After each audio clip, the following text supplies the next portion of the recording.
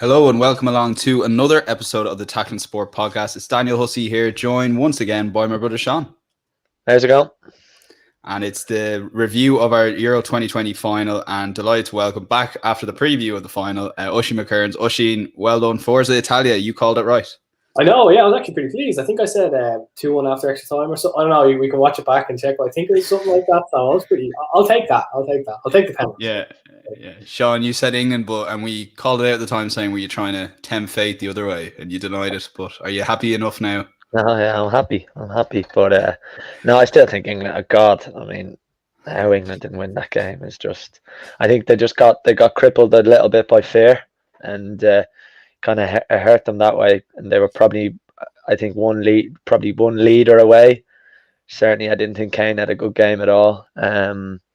I think that ultimately just cost them, But look, Italy, on the balance of play, absolutely deserved to win it. They were the better team, but I think England just had that scored first, and as they say, the Ireland curse, isn't it? Yeah, it's the worst time to score. So Johnny Giles said it. Yeah, they just kind of invited a little bit of pressure, and Italy had all the ball, and the English midfield didn't get a kick for the last 60 minutes or so. Yeah, so Oisin, where did you watch it, and what did you watch it on? Because obviously there was a choice of 3 channels for most people. Well, some people here in Ireland. Yeah, well, I actually have COVID now, so I watched it at home on my own. It was the grimmest thing ever. I was like, if England win this and I have to sit here with COVID, isolated, with no one else in the house, and I have to watch Harry Kane lift that trophy, I was like, nowhere to go. That'd be the end of it. But no, I watched it at home. I watched it on RTE because I couldn't bear listening to the 4-hour build-up from BBC and everything like that. RTE's coverage was fine, yeah. I mean, I didn't really watch too much of it beforehand. I actually thought Duff was decent. I know we spoke a little bit about him last week. But I thought he was actually decent in his analysis pre-game anyway. The comments are fine. Ronnie Whelan don't have much time for him, but it was okay. I thought on RTE, I was always going to watch on RTE. I couldn't bear watching it on ITV or BBC, especially when they didn't really have the A team. I would have loved to see him at Coist or something like that, but you can't be giving him, I suppose, the England game. But no, I watched it. Yeah, I just watched it on RTE, and I enjoyed it. I watched all of everything that came afterwards as well. I watched all the celebrations, all the milk. I absolutely milked it. I won't lie. But no, RTE's coverage is pretty good. I kind of regret now not switching over to BBC or ITV at the end just to see if the tears were that bad. But that's what I did. That's what I did. Yeah, I regret that slightly. But no, it was good. I enjoyed it on RTE. I gave myself a good build up to the day, so I was in position at 6 o'clock watching the BBC News, covering the Euros. We'd kick off at 6:20 to start on the coverage. And Jesus, watching BBC, you'd swear that nothing was happening outside the ground, Sean. And I know ITV covered this. In fairness, they actually spent a good 15-20 minutes covering it, so I thought it was a bit bizarre. You usually think that possibly would be the other way around. RTE, I thought Ronnie and George were very good in the fact that, and I wouldn't normally be a fan of them together, that they were calling it. Ronnie was calling it all the way along, going, Jesus, England are in massive trouble here. Where I heard Jermaine Genius wasn't. Where did you watch it, Sean, and what did you watch it on? I watched it at home. I mean, a few of the lads went out, and I didn't really fancy being out and haven't spent money to watch England when I made the tournament, I suppose. So I just watched it at home, and look, it was one of them games where I think that the whole build up to it and everything that happened outside the ground. I mean, for England, it got as good as it did so early on. You almost felt like, go on, take the game, absolutely annihilate Italy. And when England scored after 2 minutes, I'm not sure if any of yous, but I just instantly thought of, was in Euro 2012 where Spain gave them a good old hiding and a bit of a lesson. So that's what I immediately thought of, and I thought a few of those Italian players were carrying their own scars. But I mean, they just found their way slowly into the game. To be honest, I thought England were pretty poor. They didn't show enough leadership. Certainly, and I'd be a fan of Rice and Phillips, and I thought Declan Rice had a really good game for a bit of it, but they probably lacked that little bit of composure at times on the ball, and maybe trying to just recycle possession, and maybe that little bit of experience of a Jordan Henderson earlier on in the piece might have helped. But the Italians got into the grips of the English midfield for the second half. But I watched all the hour and 45 minutes on the BBC, the build up, and then I turned over to Ronnie and George Hamilton for the match commentary. But God, I mean, an hour and 45 minutes of listening to the B was interesting. Actually, sorry, no, I left after. I left about for 20 minutes to go and collect the Chinese, but that was about it. But no, it was their day, I suppose, and they were milking it. But I did find it staggering that they weren't mentioning the crowd trouble or the fact that it was supposed to be 60,000, and from about 7:15 onwards, 7:30 onwards, it looked like there was 70,000 in there already. So it was interesting, but I mean, it's difficult to report on the ground like that when you're inside the stadium and all the trouble is kind of outside. So well, just on ITV, like they were straight on it. They had Gabriel Clark, they interviewed a steward, Mark, the presenter there, he was on it, and they spent a good 10 minutes at the start, and I almost at the end of it, even though it was such an important issue, gone, geez, I'm surprised they spent that long on it to then go back to BBC, who spent no time on it. Yeah, I mean, it is difficult, but I suppose it's the European final. England are in their first European final. I'm sure the BBC had a lot of different VTs that they set time for. But yeah, I mean, to not mention it until I think it was either half time or full time that they started mentioning it. Gary said it, yeah. Yeah, so I mean, it's difficult. Considering how bad the scenes were, I think it should have been mentioned or even spoken about. But I mean, at the end of the day, the football has to be the number one. And I think anything other than that is just taken away from the game. But I have to say, I thought the BBC was pretty good considering that it was England in the final. Yeah, Oisin, your thoughts maybe on the Yeah, sorry, and yeah, I thought, I mean, it kind of ruined the occasion, didn't it? The scenes at the start. I think like everyone kind of like it is so frustrating because I remember saying this like to these last week. Like I really like that England team. You know what I mean? I like so many of those English players. Like I think they're really really likable. So I know we'll get into the game itself a little bit later, but like the tactics probably not right. They were a little bit cowardly in the second half. The way they played, substitutions were wrong, things like that. But I really like this England team. And then you kind of see something like that with the crowd trouble beforehand, and you kind of think there's no way you can get behind this. There's no way. You just can't. You can't support something like that. And the fact that it's their own turf as well makes. I mean, not to say that it would be any better if it was somewhere else, but you know what I mean. The fact that it was Wembley Way and that they were tearing up, you're kind of sitting there and thinking, like, how thick can you be? Do you know that kind of way? It's just crazy. Like, and I know it was mentioned as well. Stuff was happening in the stands as well. I think Miguel Delaney was tweeting a good bit saying that, like, people coming up to him basically saying, "Oh, it's carnage in here," kind of thing. Like, that's not right. You know, that kind of way. And people blaming stewards. That's ridiculous as well. Like, you can't. Do you know what I mean? If you like, it's not the steward's fault that there's not enough stewards. And like, if there's like 100 English fans charging at you, what are you going to do as one steward? You know what I mean? One or two stewards, you're not going to do anything. Like, you can't. So like, I think it marred the occasion a good bit, to be fair. Regardless, I know it's easy to say because England lost, but I think if England had won either way, I think there still would have been that kind of cloud, I suppose, over the victory. I think was considered, but I mean, in the end, it kind of was worse than we had anticipated, I suppose. But no, it was shocking, and the amount of videos going on Twitter, like there's so many of them, and it's just like it was just relentless from about 7, half 6, 7 o'clock till even inside the stadium, as you said. So. As I said, I didn't see BBC's coverage or ITV, so I can't really comment on their covering of that. But from the outside looking in, I just think it was shocking, really. Yeah, and just on this question we have in from Sean Dunn, would you want Ireland to co-host the 2030 World Cup with England after yesterday? I'd say there won't be a major tournament going to England anytime soon, because if this was happening in another European country, like I think on Second Captains, I think Ken might have mentioned the 2007 Champions League final, there was trouble where a lot of the crowd got in without tickets, and in the British media was all like, "Oh, the Greeks, they can't organise anything," that sort of thing. Well, this is happening right in Wembley in the middle of London. Like, it's a bit mad when you kind of think of it, you know.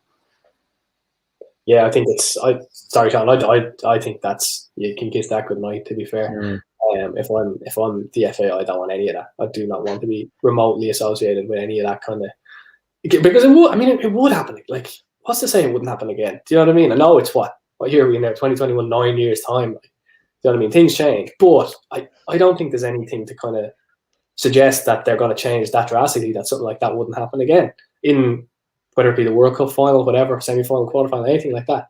So, and that was supposed to be reduced capacity yesterday. Now we kind of, as Sean, you said, we're kind of kidding ourselves to think that it was reduced capacity, really, because it seemed like there was about 80,000 in the stadium at the time. But I just think I think that's. I think that they were saying as well that there was some reports that UEFA are going to fine them or something like that. There's going to be some kind of fines handed down. So yeah, I think if you're UEFA or you're FIFA, you're kind of you don't want any of that. I think if you're the FAI as well, I think you kind of try and steer clear of that, which is it's disappointing because I remember when this story first kind of broke.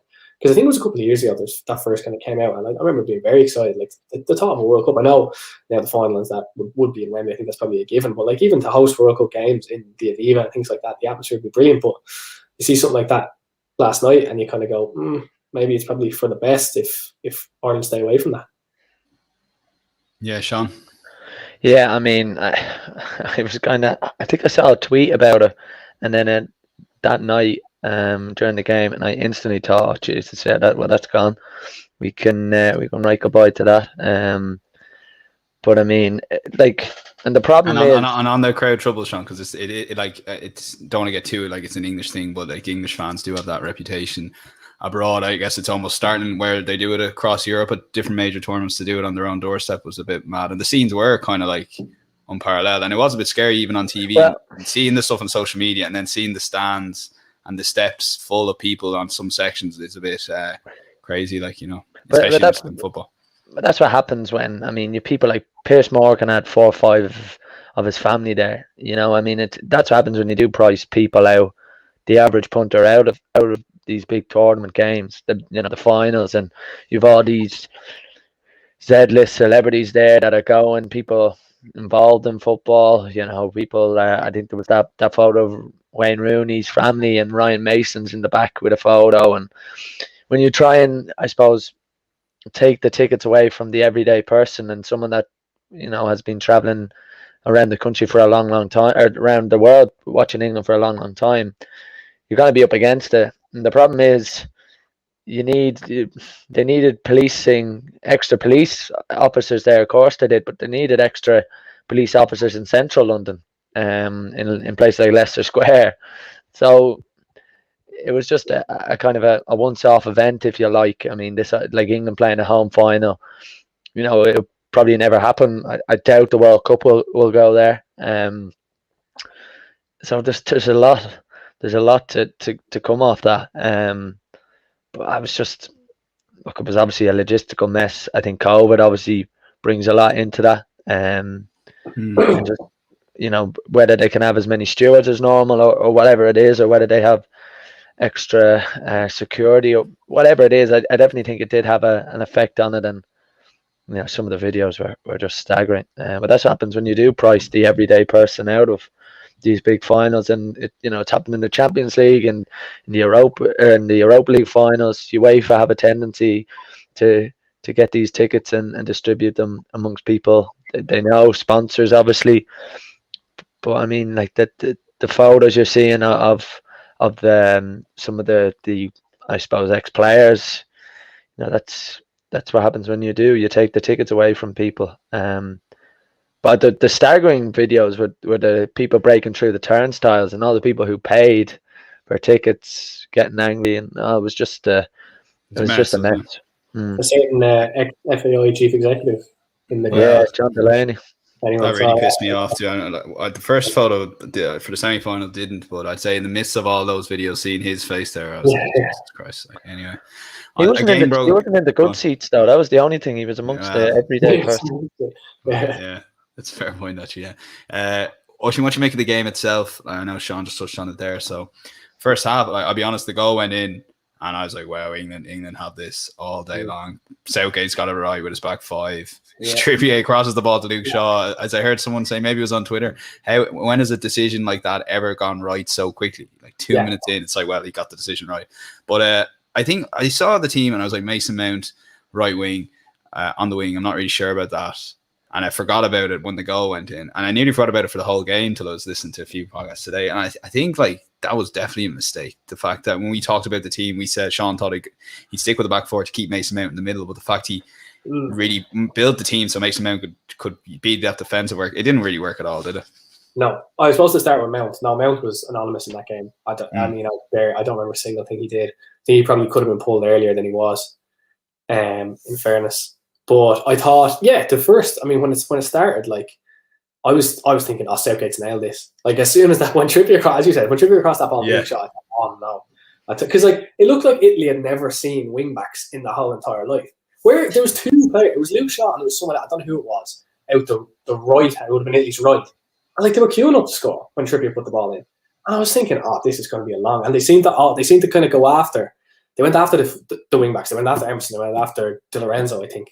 And I was thinking, oh, they're getting so much joy here. Harry Kane was sitting back, and to be fair, in the studio, I think it was Duff or one of them in the RT studio said that this is what Kane they would see Kane drop deep, basically what he does for Spurs, and kind of dictate it there. And he was doing it in the first half.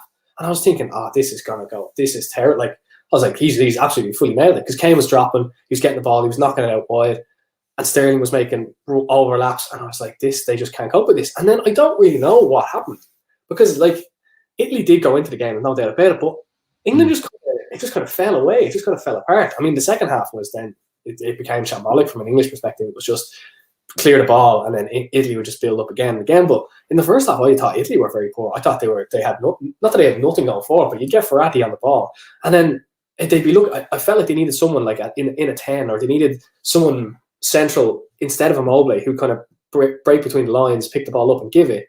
But like it seemed like Verratti would turn, and there'd be like three players on top of each other. And I was sitting there thinking, this is just not going at all to plan for Italy, and it's going very to plan for England. And then it kind of just started to turn. I think throwing Insigne into the centre, more central, helped a lot.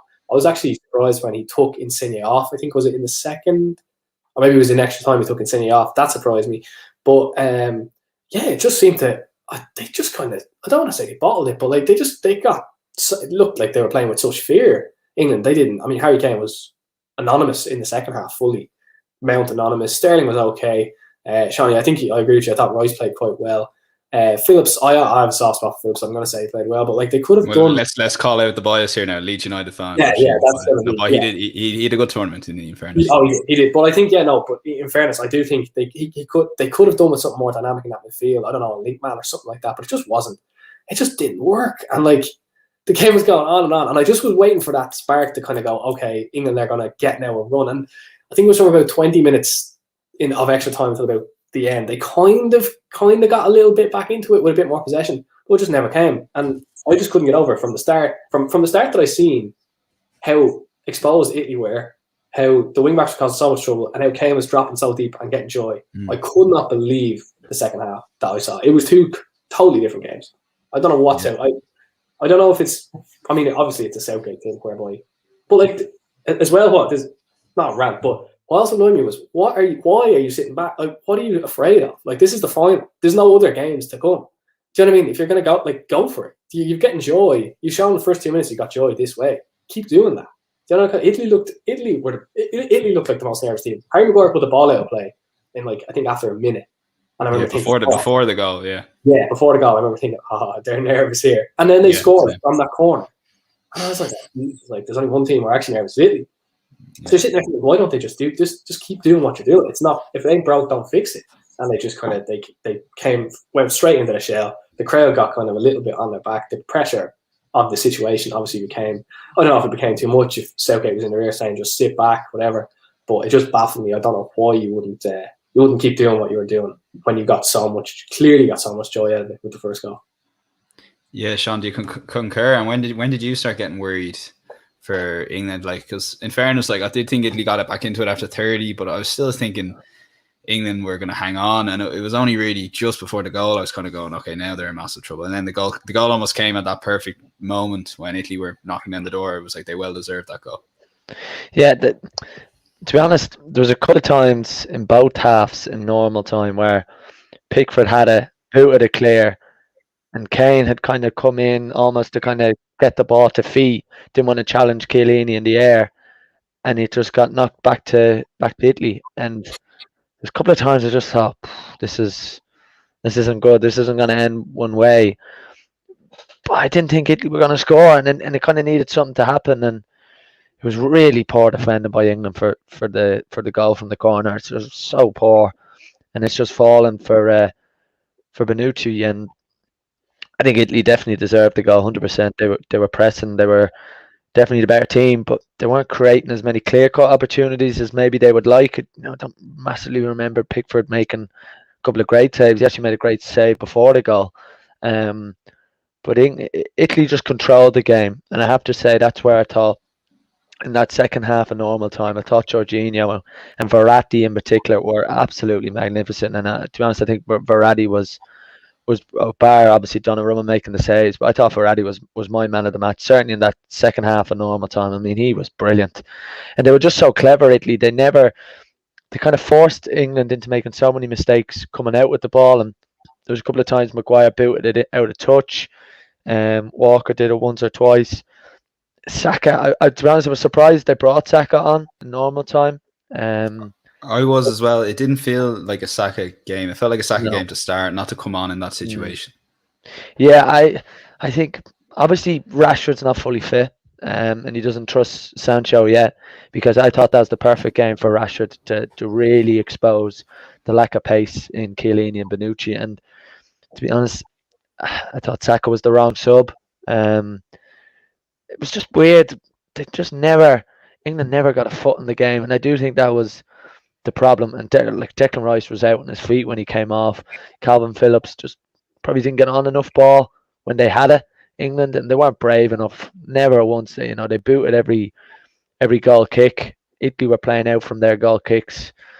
So when you have that much technical quality on the ball, people like Stones, Maguire, Walker, you've got to want to receive the ball. You've got to want to get on the ball and try and play out from the back, because if you do that, you can expose Chiellini and Bonucci, and that's what obviously Italy's weakness is their little bit of lack of pace at the back. So I think England they weren't brave enough. They didn't have many leaders.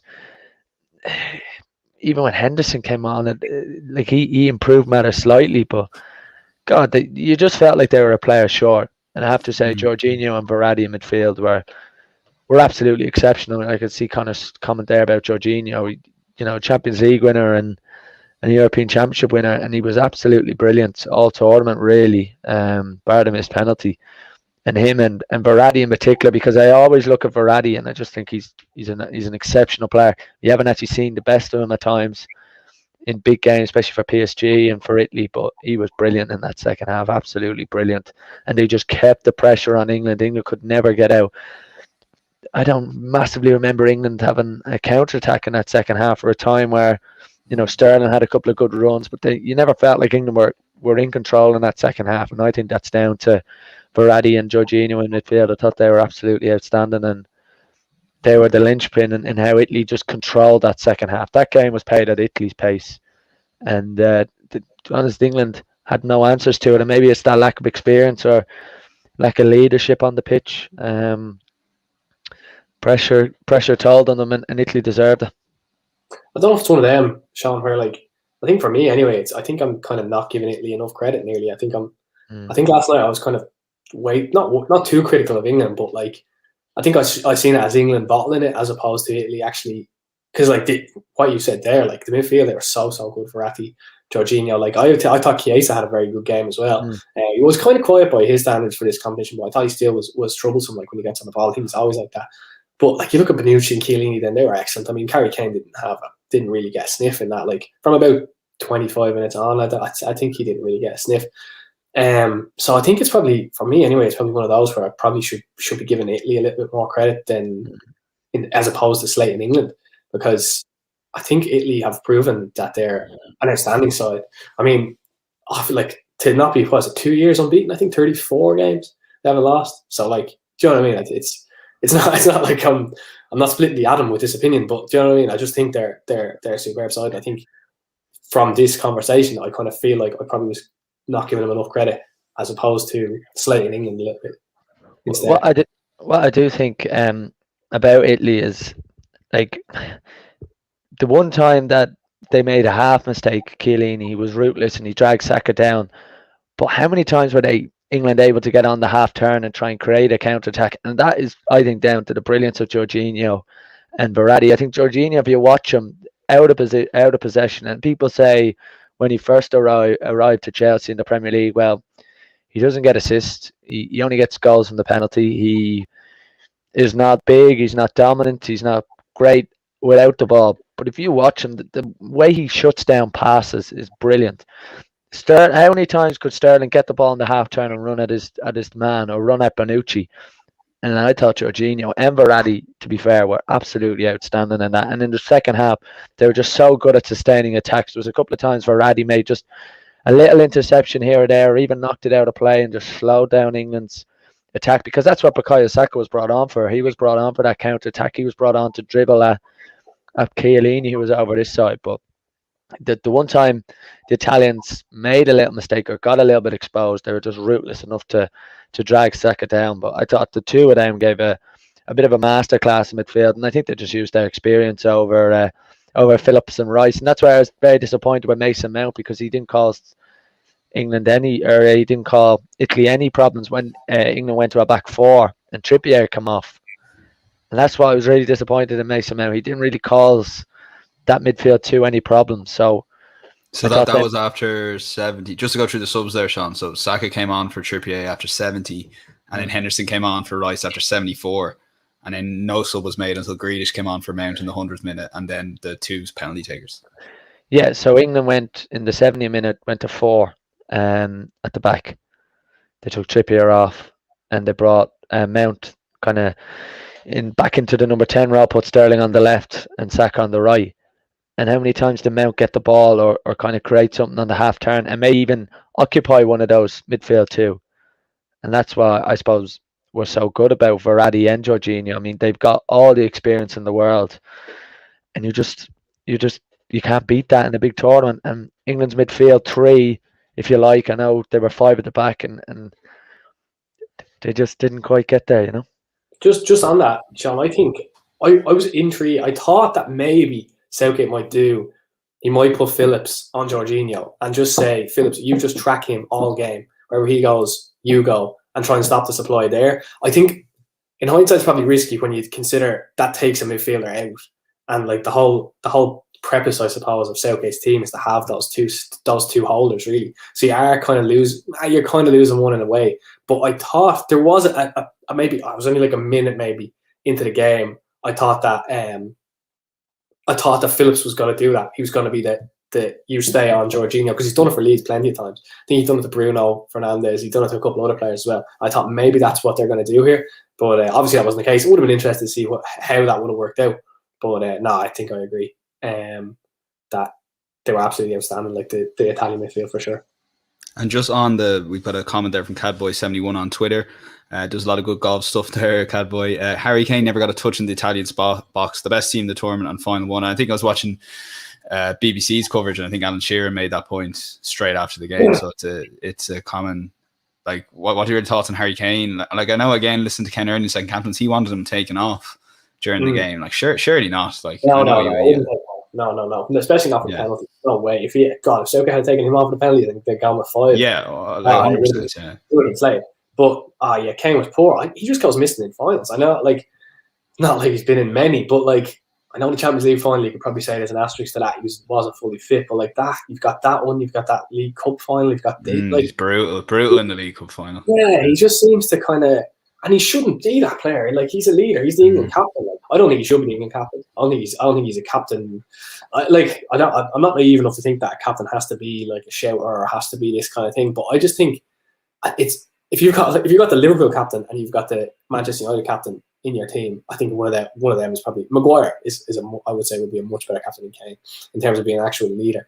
But he was poor. Like, Chiellini and Bonucci kind of they didn't really have much trouble with him, did they? Really? It's just mad not to have a touch in the box. Like, Bonucci or Chiellini didn't face Harry Kane in the box at all. When he had the ball, it makes no sense. And like, it's not like he'd been in decent form. Like, the goal against Germany had kind of kicked him into life a little bit. So you're kind of like, well, it's not like he's been in bad form. It's not like he's not fit. He just wasn't at it. And like, from an England perspective, like, that's not really good enough, is it? Do you know what I mean? When he's your, like, he sleepwalks the 25 goals a season in the Premier League. Like, literally sleepwalks 25 goals a season in the Premier League. I think it's starting. It is going to become a narrative. I think it probably should become a narrative that, like, in these finals, he just can't seem to kind of contribute. And for a player of his quality, like, that's probably worrying. If he goes to someone like City, or if he goes to, I don't know, if he moves from Spurs, like, he's going to have to face this a lot more. Do you know what I mean? I mean, obviously teams are going to be naturally your Man City's or United is going to be better than Spurs. But like that England team is excellent, and he still went missing in it. So yeah, for me that was a worry. Yeah, best team in the tournament. Yeah, probably did win it. It's kind of problem for England, Sean, going forward, like in terms of these non-performances. Overall would be a disappointing tournament, despite, I thought personally he played well against Denmark, but again, a lot of people are saying that he wasn't good enough in the final once again, and throughout the tournament wasn't good enough. And even Connor Swords here saying that front three had a combined XG of 0.00, which doesn't surprise me because they had very little shots at all in the game throughout. Well, I think the problem with Kane is, I think with Kane you need to build your team around Kane, and I don't necessarily think England do that. And I do even think that with the two formations, are they not building it a bit? No, I don't think not so. As much as Spurs, maybe. Yeah. No, I think not everything comes through Kane. I think with the 5 at the back and the 4 at the back, I think it's just purely, I suppose, not getting exposed at the back, and I think that's why Italy, or because Italy play like that, and they play with kind of almost a front three, if you like, 4-3-3, or at times they can mix it up. But you don't want not Chiesa, the winger running at someone like Stones. Instead he's running at Walker, or Insigne running at Walker. So that's what I think, that they played the 5 at the back. I don't necessarily think it's because of Kane. I don't think Mason Mount should have started if they're going to play like that. I thought he was poor. He's also had an extremely long season. I mean, you got to take this into account. At what age is he? 22, 23. So it's a massive disadvantage. It's the thing is, if you do play like that, England, you have to find a way of I suppose continuing to keep the ball with 5 at the back. I think it is difficult for them at times to do that. In midfield, you don't have that extra body in there. And I think Italy just had that bit of nous, that bit of quality, that guile in midfield of Jorginho and Verratti just absolutely suffocated England's. And where I thought Rice was good as, I thought he got around the pitch well. I thought he was breaking play up. He was buzzy. He was energetic. But at the end of the day, he didn't get on the ball enough. He didn't necessarily try and play. And if you have someone running like that, I think Calvin Phillips needed to get on the ball just a little bit more. So it's definitely something for England going forward. To be honest, I think that problem almost gets sorted when you've got Phillips and Rice, but I think Bellingham in a year or two, or certainly the next Euros, is going to happen. I was going to ask about, like, is he the answer to that midfield problem? Because I think Rice and Phillips are probably too similar if they're going to get suffocated. Like, I personally think if Spain played England, it would have been a similar outcome as well. Do you know what I mean? It's not just a case that Italy bossed them midfield. Like, Spain bossed Italy at midfield as well. Like, you got to remember. Yeah, exactly. But the English midfield, Rice, certainly he got around the pitch well, but he never really looked to get on the ball. And to be fair, Pickford, every kick out, once they scored, now they always say it's the worst time to score, but every kick out they booted it long, and they didn't get the ball down and play. And Maguire and Stones, certainly Stones, their strength comes in their passing and playing out from the back. The problem is, I think, if you do play 3 at the back, sometimes you can encounter problems trying to play out from the back, because if you do play a 4-3-3, your 2 centre halves can split across the back 4, across the penalty box. But if you play 3, it's just a little bit difficult. One of them kind of has to step into almost an extra midfield role. So I just think they struggled with that, England, and they never really tried to get a kick in midfield. And to be fair, like we said, Jorginho and Verratti gave them a masterclass in that second half, particularly. They just controlled the game. England were so leggy because they were just chasing shadows, trying to just keep the lead. And I have to say, that's, I think, where the winning of the game was. And it was just a case of whether they're going to get a goal. So it's one of them where England will probably learn from that experience. But I think someone like Jude Bellingham is a shoo-in in that England team in a couple of years, if he can stay injury-free and he can reach the heights that I think we're all expecting from him. Yeah, I like Bellingham a lot. Sorry, Daniel. Yeah, I think I agree with you there, Sean. I like Bellingham a lot. I don't think there should be any real criticism for Southgate for not using him that much in this tournament necessarily. I mean, he is still so young, but like, you do look like he's a starter for Dortmund, you know, that kind of way. So like, it's not like age doesn't necessarily negate experience in many ways. But no, I think he's outstanding. But I do agree. They need something else. It's not not like I do. I like Rice and obviously I like Phillips, but it just needs something a little bit better. Not better, something different. I think would be the better way of going about it, really. But yeah, I think Bellingham he's going to be a real problem. I think in a couple of years, yeah, he could be the one for sure. And then let's move on to maybe Gareth Southgate as a whole. Oisin, like, what were your thoughts pre-tournament about him? Like, he's kind of brought us all with us. I think I should use that phrase in terms of explaining decisions. And I personally kind of got caught up a little bit in the hype saying, this lad knows what he's doing. Why on earth would you start Jack Grealish? From him being probably one of my favourite players, where now I'm looking at it going, Jesus, did he make just the right balls of it? And did they just get lucky and get through to the final? Is it a case of that? Is there somewhere in the middle answers to that? And like, can Jack Grealish start for England going forward under Gareth Southgate's system?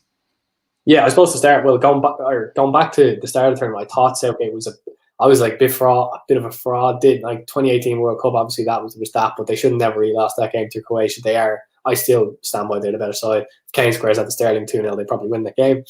But I think like it's a double-edged sword really with Southgate because it's hard to criticise him. Like for me anyway, like it is hard to criticise him in some aspects because he got England to their first final in whatever it is, 56 or 55 years. Do you know that kind of way? But then you look the other way and you're like, well, okay, it all did fall into place. Like their group, never really challenged. They beat a past-it Germany. They beat Ukraine, who aren't up to much. They beat Denmark. I like Denmark, but they're not an elite top side, really, I didn't think, in the tournament. They played off a lot harder, in fairness to them. They were solid, but they're not a top team. Like they had the best side of the tournament, or the best side of the draw. There's no doubt about it. But like, you look at all the talent that they have and you think like Sancho, how can you not trust a player like Sancho? That doesn't make any sense to me. Grealish as well. Like Grealish should have came on, I thought, earlier in that game. He didn't really have it. I mean, what could it was I think the game was nearly too far gone when he came on that he couldn't really make too much of an impact.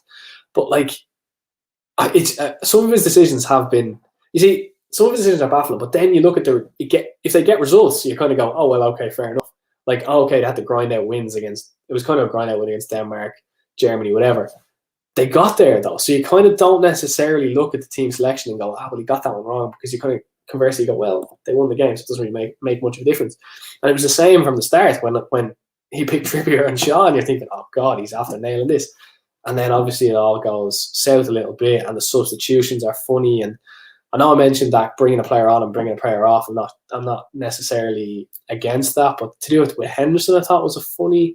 I don't know, like Henderson. I'm looking at Henderson thinking he could strike a penalty. Like he's Liverpool captain. I think I get caught up because he missed a penalty against Colombia. He was the one player to miss, and then I think he missed one against Romania in pre-season. So Southgate's making the sub, and I'm going, geez, yeah, right call. He can't take a penalty. Yeah, that's and then I'm looking at Saka taking the 5th penalty, going, where's Jordan Henderson? You know what I mean? Yeah, that is the thing. So like, I think Southgate, you could argue he got it right in many aspects, but some of the penalty decisions for me, I mean, I've seen it both sides where people are like, well, obviously Roy Keane had that thing yesterday where he's like, the senior players should be stepping up, and then they're like, well, they would have had the 5 set out beforehand, all this kind of stuff. I don't think that's true, because I don't see how Saka can be 5th in any way. I mean, that's not a knock on Saka or anything like that, but Gareth Southgate didn't. I know obviously he played the team he was playing against, but you're telling me that like Southgate doesn't trust Saka in the final to start the game, but he trusts him to take the winning penalty. Like that doesn't add up. I don't think that makes any sense. So like I don't agree that it's like this was set out beforehand. I don't think it was like that at all. And I think like most players are probably gonna. I don't know about the criticism of Grealish and Sterling. Like I kind of do, I kind of don't, because I think most players are gonna say yeah if they're asked. But I do think probably those kind of players, especially someone like Sterling, should be stepping up. I know that the Ronaldo clip is going around again of him calling Moutinho from the 2016 World Cup, and I actually enjoyed that a lot, because like there are players there who are really not good. Like you look like even someone like Calvin Phillips, like really good ball striker, takes set pieces for Leeds. Telling me like maybe he could have stepped up instead of Saka, bringing on Sancho and Rashford as well. Like with what, getting not even about 20 seconds and then expecting them to take 2 penalties. I'm not really having that, and I've heard the other side of it, whereby, well, it's a penalty, so you don't kind of necessarily need, but you have to be in the zone. I think you have to be in the zone of the game. You have to have some kind of, you have to just have touch. Do you know what I mean? You have to have a touch, and you just have to kind of get into the game a little bit to be ready for something as huge as that. So I think Southgate got it very, very wrong when it comes to penalties. He got it very wrong when it comes to certain substitutions. He got things right, there's no doubt about it, throughout the tournament. Maybe it's a case of the fact that the draw was favourable to them. The fact that all the games are at home, maybe that kind of masks certain poor decisions that Southgate made, and this final is like a culmination of it all, kind of not crashing down because it's a bit dramatic, but like of it kind of all going a little bit south, and how these decisions weren't necessarily the right ones, but this is the time when they're going to be exposed. So yeah, for me, he made wrong decisions with the penalties. Definitely made wrong decisions with the substitutions, and yeah, I think certain senior players probably should have stepped up. Because I think some of that could be on Kane too as well, though, as a captain. I mean, we mentioned the Ronaldo video there. Like, if I'm Harry Kane, like, you should be dragging lads that you think are gonna. Do you know what I mean?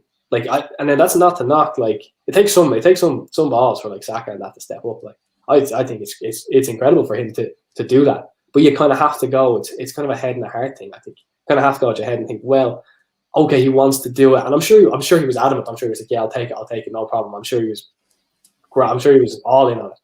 But you kind of have to, I think, and maybe that's managerial experience with Southgate. I don't know if you can even use that. It felt like he didn't take into account the situations like Saka might have to take a penalty to keep England in it. You know, like, he kind of maybe just picked his 5 penalty takers. There's actually a clip Oisin going around on Twitter, and I don't know how true or not it is, but it just shows Southgate pointing to his 3rd man, going to his 4th man, and then his 5th man, Saka. If the clip's meant to be believed, Pickford would have been taking the 6th penalty. It wouldn't be typical of Pickford to save 2 penalties, then miss England's penalty. But anyway, and then I think Jack Grealish was 8. You know, but like Jack Grealish, he said, "I'll take a penalty," and Southgate goes grand. But it seemed like he was making those decisions where, and like you said, I think that's a good point on the captain. Maybe that, you know, a stronger captain might have gone, "Hold on, lads, why aren't you taking a penalty, Raheem Sterling?" Again, he didn't seem to be in that top 8 at all. Yeah, so like that's what I think. Like, I think it was just a lack of leadership from both Southgate and Kane, probably. And I would just love to know. I would love to know if that was. I know he said it was the best takers that were left on the pitch. Like, is that a bit of a cop-out? Probably is. Like, do you know what I mean? Because when do you know, or when do you kind of start to plan for penalties? Because it's not like the way you're playing the game, you're not going for it. So obviously you have penalties in the back of your mind somehow. But then the decisions that he makes in terms of certain substitutions and things like that, like, I know you mentioned Henderson. I still am not sure I'm taking Henderson off, but like certain substitutions, you're like, well, is he planning for the penalties? Because it doesn't really seem like it.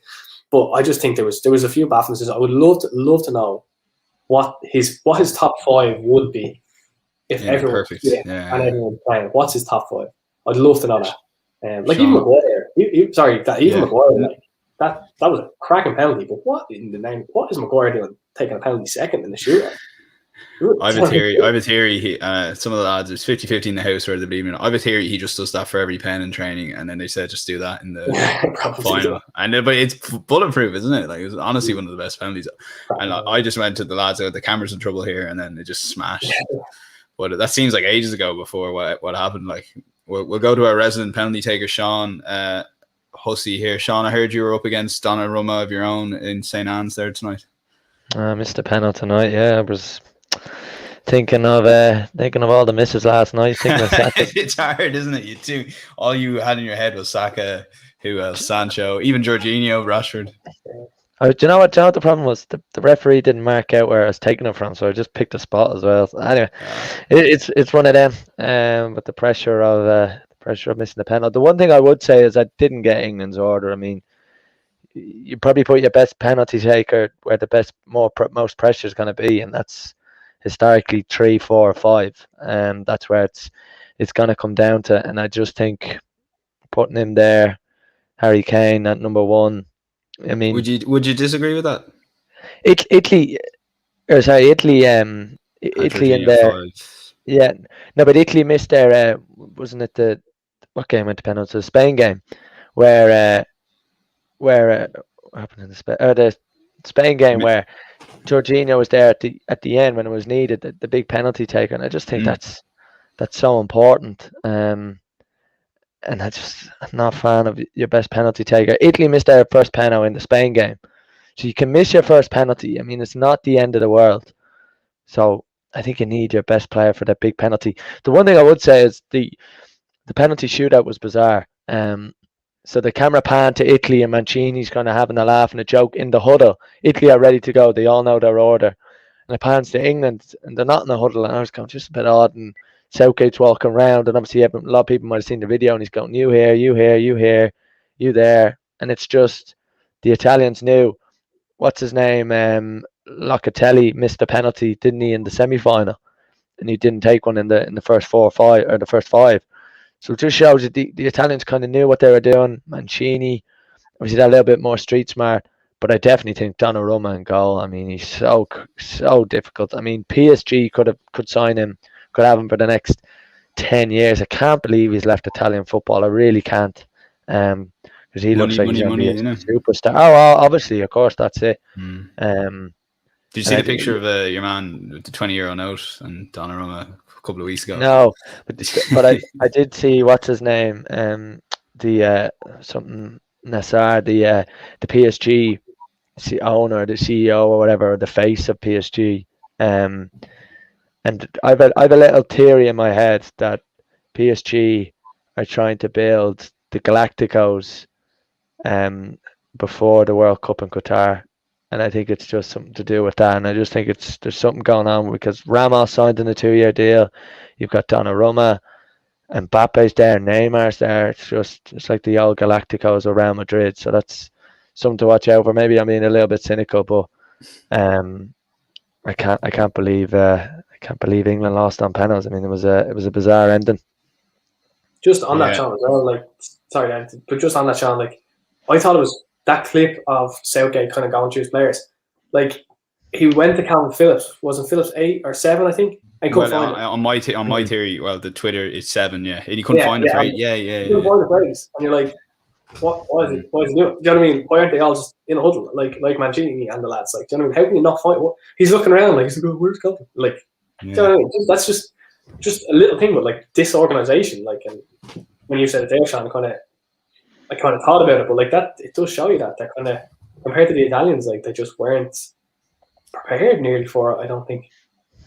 Yeah, I suppose it did help in a way that Italy had that penalty shootout against Spain to a point. But yeah, like Southgate, for man, like I remember hearing this interview in Jake Humphrey, and they're like, they thought of everything, they've thought of penalties, and it was just like they overthought it and forgot about that emotion, that sort of thing. But Sean, I suppose last point to you on Southgate in terms of the overall picture. I know you spoke of penalties there.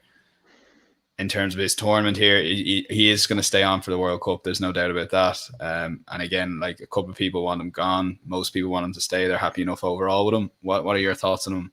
It was probably a poor final for him, wasn't it? Probably went as bad as it could have had, really. Like, just to show all the flaws he has as a manager, potentially, that he got it so wrong against an Italian side who they had beat potentially at 1-0. Like.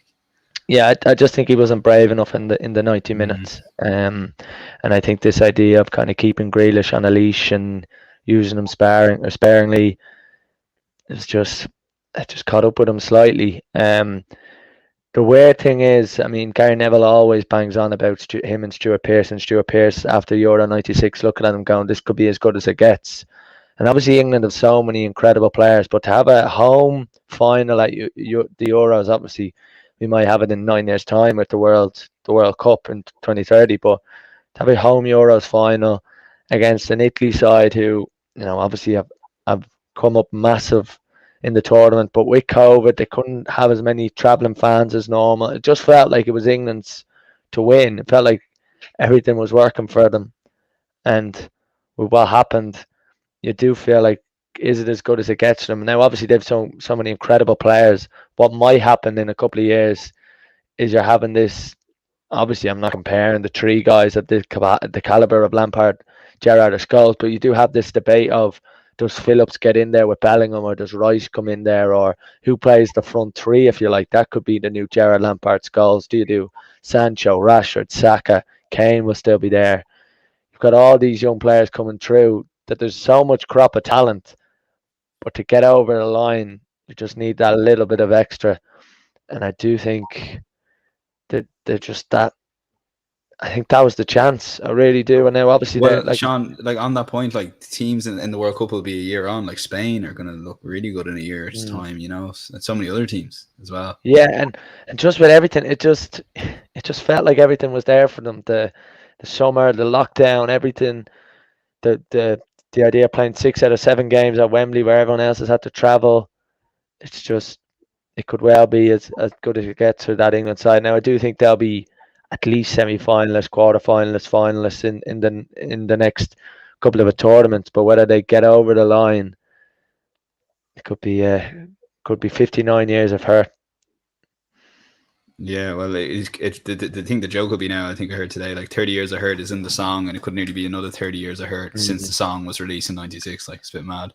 Oisin, for you, final word. Like, as I said on that, we're looking ahead to the World Cup, 18 months on, first ever quick look. Like, after Spain lost to Italy, I do think they're really well placed in 18 months to have a serious team under Luis Enrique. Like, and you, like James is a comment here, Mancini better manager than Southgate every day of the week. Just on that point, this caliber of managers, Roberto Mancini, Luis Enrique, is Gareth Southgate good enough to tactically beat these teams? If a team's slightly better than England, do they just get beat? I think so, probably, yeah. Because that's the Italy were the only good team they played. I'm convinced of it. Like, I'm not. Okay, not sorry. I'll take that back. Because I think Denmark are a good team, but they're only like top level team. The only team that England want to be competing against, they beat. Because I'm not having that German team really. I just think they're a bit past it. But yeah, so like I think it probably would just be a case of if England are good to a point, and then they come up against a manager who has more tactical nous, I suppose, than Southgate does, and the players may match up. But when it comes to the gritty details, that the way they're coached is going to be a little bit better. And you look like, obviously the World Cup, you're going to add in the likes of Argentina, who obviously just won the Copa America, Brazil, who are always in and around there. I know they kind of have been a bit. They're not quite the Brazil of like 2002, even 2006 around them, but they're still going to be thereabouts. You've got like because that Euros was pretty stacked in terms of like France, Portugal. They're going to be another year on. Belgium still have a good side. Do you know what I mean? So like there is quality there. You mentioned Spain. I think I would agree with you in that, in the sense that they have a lot of young talent. Like the likes of Pedri, someone like that's going to be a year and a half on. He's going to be probably exceptional because he was already in this tournament. So I agree with Sean. I think that was probably the chance. Like everything it all came up. But then conversely, I thought 2018 was the one as well. You know, because it felt like it was all popping up for them in 2018 too. Like because obviously the draw was kind of them. They won that penalty shootout against Colombia, and you're kind of thinking maybe it actually is. They actually are going to do this. They're going to beat Croatia, whatever, and they didn't. And now they had another chance, and again they fell at like an even further along hurdle, I suppose. So they'll probably be thereabouts in Qatar, barring a minor or a major disaster, you'd probably say. But like, there's a lot of different mitigating factors in that tournament as well. Like, it's kind of mid-season, like the heat. There's going to be so many different things going on there.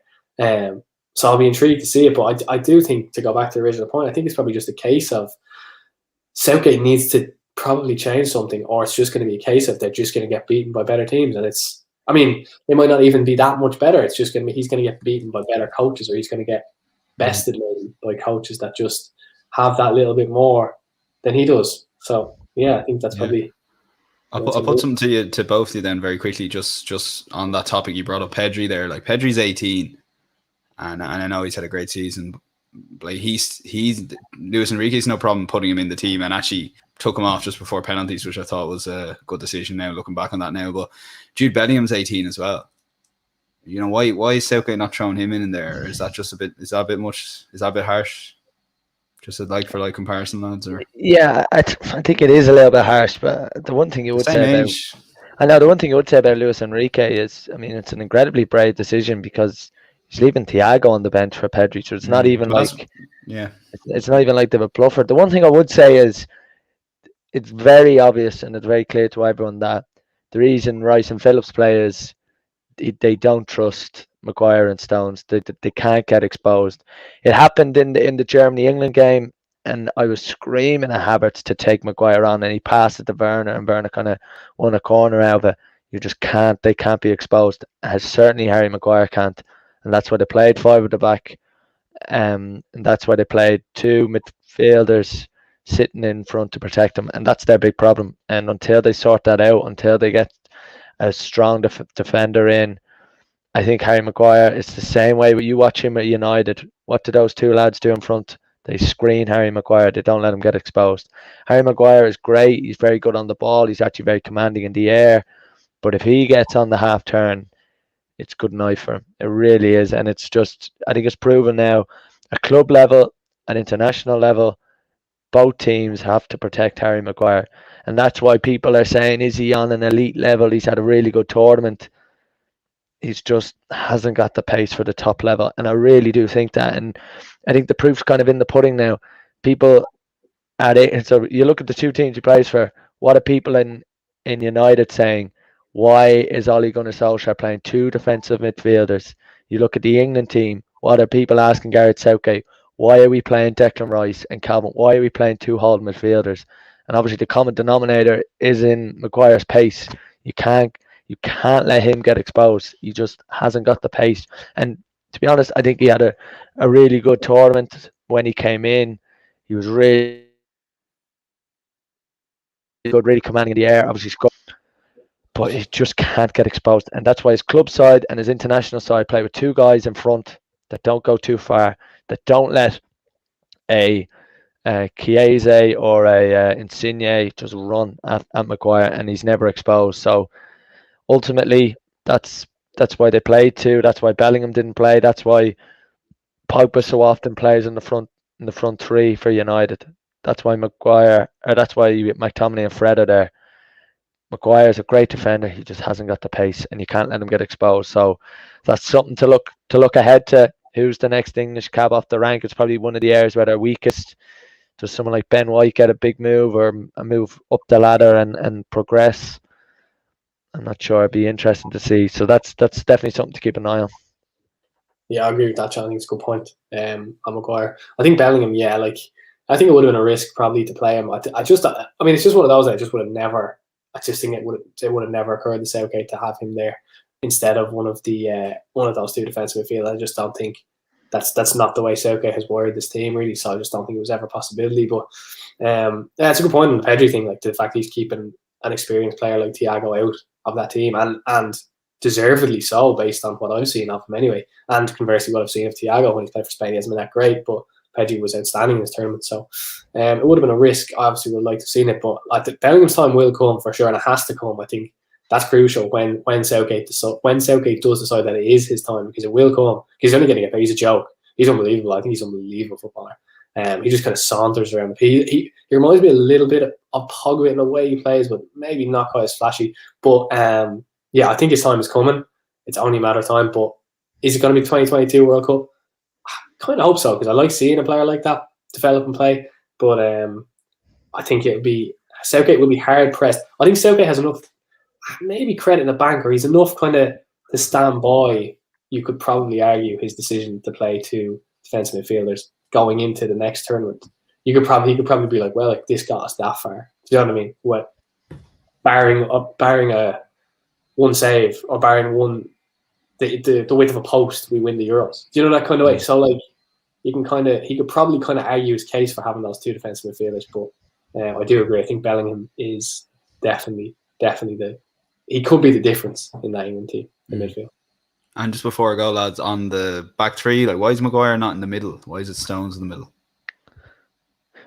Well, Maguire is like that's where he plays. Like, just on the left side on the pace side of the angle, would it not be better Stones on the left than him? Yeah, but I think Maguire's more comfortable coming on his right foot and playing as opposed to maybe Stones, and that's where Maguire plays most of his football and has done for a long time.